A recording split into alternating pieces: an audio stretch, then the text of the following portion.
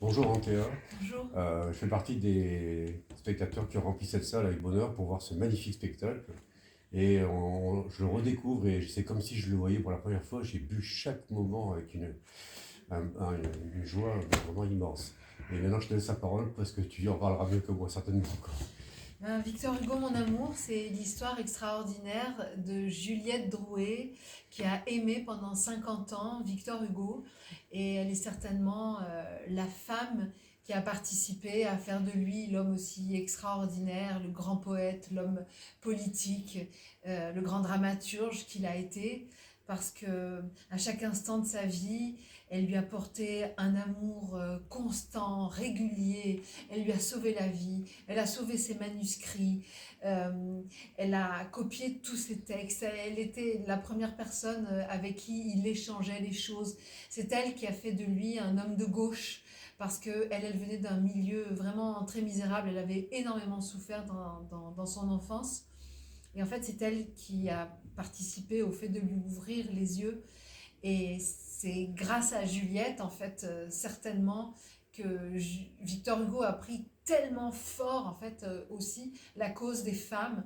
Et dans Les Misérables, quand il parle de Fantine, euh, cette femme qui a connu la déchéance parce qu'elle elle n'a pas d'autre possibilité que de se vendre pour pouvoir non seulement manger, mais aussi sauver son enfant, eh bien, il montre au monde euh, d'un nouveau regard ces femmes-là. Et vraiment, il les soulève toutes de la fange pour les restituer en tant que femmes.